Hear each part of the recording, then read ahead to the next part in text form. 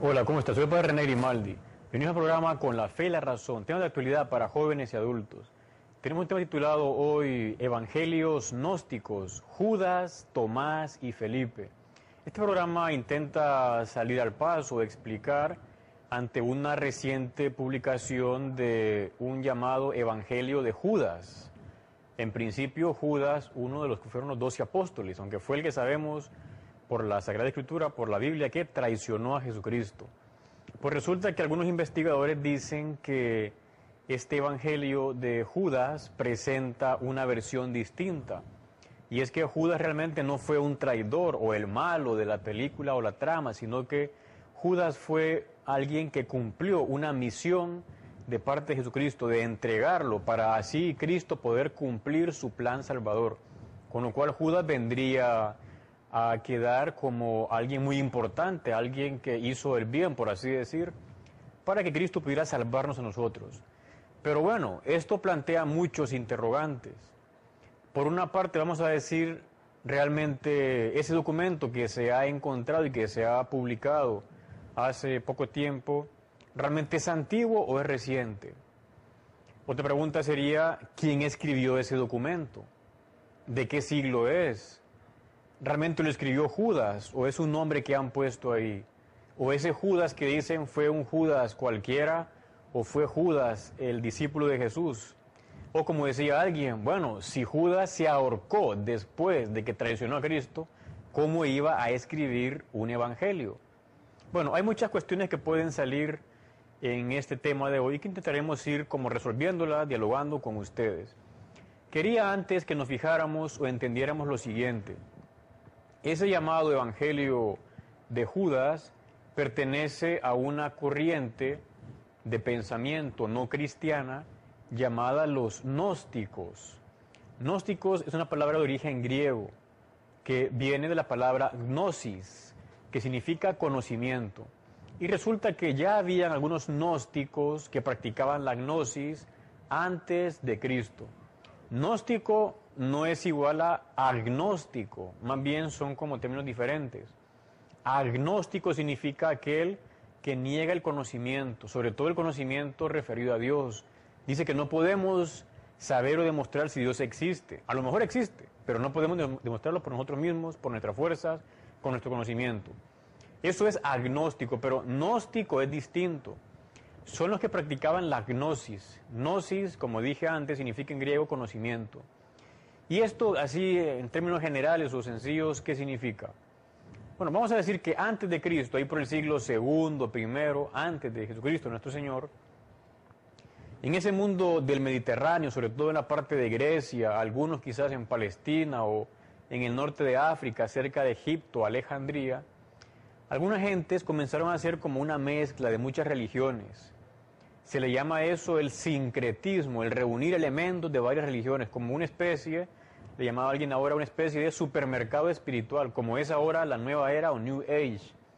Fueron tomando elementos de religiones mistéricas, religiones paganas, religiones del mundo persa, diferentes elementos. Y sobre todo venían a decir los gnósticos que ellos poseían el conocimiento verdadero o supremo sobre Dios, sobre el mundo, sobre el ser humano.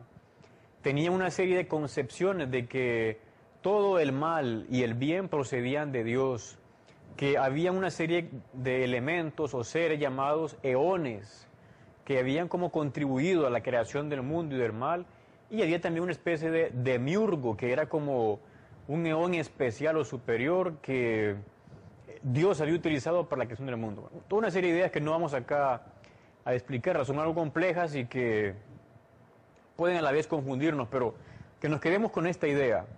Los gnósticos tenían una creencia de que ellos poseían un conocimiento superior sobre Dios, sobre el mundo, y que con ese conocimiento, con esa gnosis, ellos podrían alcanzar la salvación.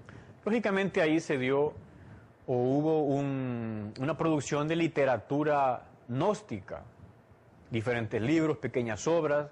También vayámonos con la imaginación a aquella época, no había electricidad, no había fotocopiadoras, no había imprenta.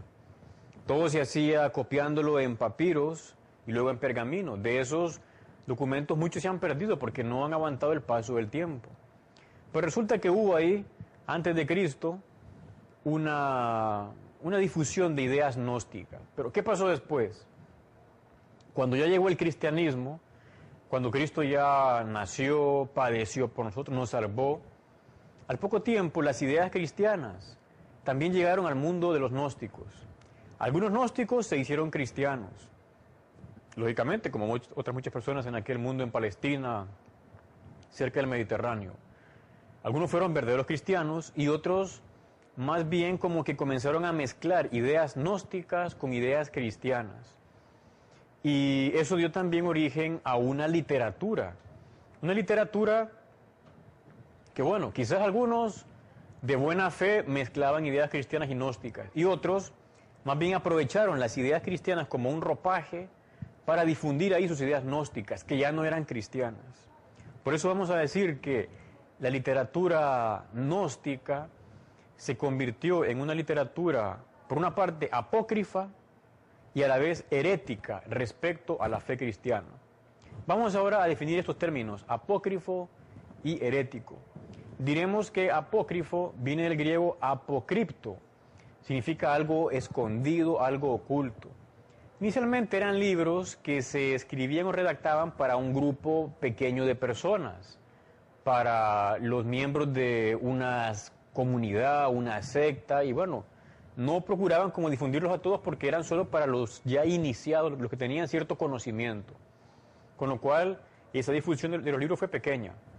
Pero con el paso del tiempo, también se usó la palabra apócrifo para decir o referirse a escritos o libros que les ponían la autoría o el autor de una persona que no era el verdadero autor, pero le ponían el nombre para darle fuerza.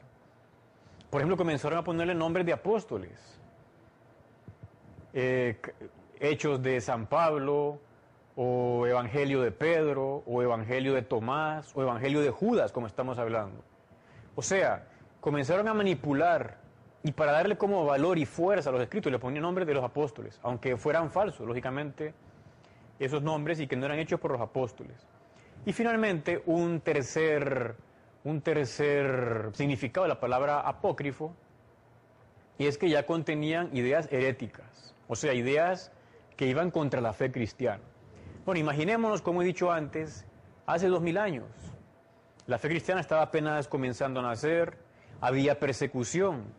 Como usted sabe, hasta el año 313, cuando el emperador Constantino proclamó el edicto de Milán, la fe cristiana, católica se entiende, era perseguida en el Imperio Romano. Pero después de ese año, del 313, ya podían libremente vivir, practicar su fe. Pues en esos primeros 3 siglos hubo una gran persecución. Todo era así como difícil, entonces, el magisterio de los romanos pontífices, de los papas, intentaban hacerlo, pero no era fácil. También los obispos, las comunicaciones no eran rápidas, las comunicaciones. No había, por supuesto, vehículos, no había televisión, ni internet, ni radio. Todas las comunicaciones eran bastante lentas. Entonces, en cada región, en cada ciudad, no era fácil saber de los libros que iban circulando cuáles eran verdaderamente cristianos y de los cristianos cuáles eran del todo correctos o cuáles eran gnósticos. Bueno, pues ahí digamos que hubo como un mar, un flujo continuo de diferentes literaturas gnósticas, que hacían referencia a ese conocimiento especial que ellos tenían, y cristianas. Y estaban como enfrentadas, más o menos.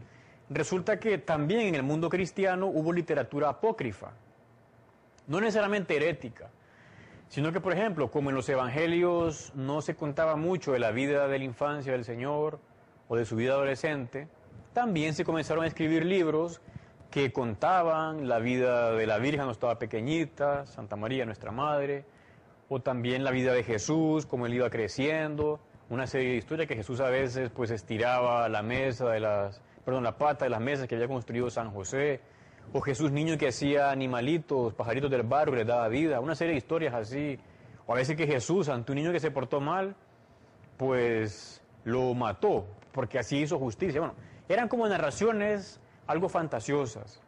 Algunas tenían elementos verdaderos, otras no eran del todo correctos. Por ejemplo, de evangelios apócrifos, nosotros sabemos hasta la fecha los nombres de los que fueron los